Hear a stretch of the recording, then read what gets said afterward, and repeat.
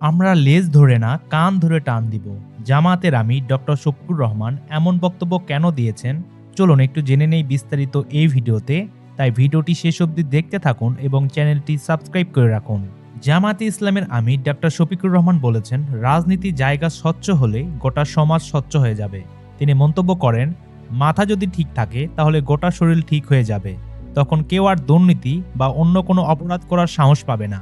আমরা লেজ ধরে টান দেব না, আমরা কান ধরে টান দিব। যারাই অপরাধ করুক, কোনো ছাড় নেই। মঙ্গলবার সন্ধ্যায় বাগেরহাট শহরতলি হযরত খানজাহান রহমতুল্লাহ আলাইহির মাজার সংলগ্ন মাঠে আয়োজিত এক নির্বাচনী জনসভায় প্রধান অতিথির বক্তব্যে তিনি এসব কথা বলেন। এ সময় তিনি বাগেরহাটের 4টি আসনে জামাত প্রার্থীদের পরিচয় করিয়ে দিয়ে তাদের হাতে দলীয় প্রতীক দাঁড়িপাল্লা তুলে দেন।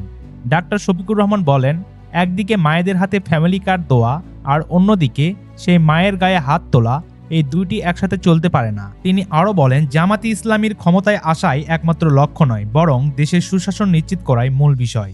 পৈতৃক বা জমিদারি রাজনীতি এ দেশের মানুষ আর দেখতে চায় না বলেও তিনি এরকম মন্তব্য করেন। ব্যাংক ডাকাতি ও শেয়ার বাজারে লুটের প্রসঙ্গ তুলে জামাত আমির বলেন, যারা জনগণের টাকা লুট করে বিদেশে পালিয়েছে তাদের কাছ থেকে সেই অর্থ ফিরিয়ে এনে রাষ্ট্রীয় তহবিলে যুক্ত করা হবে।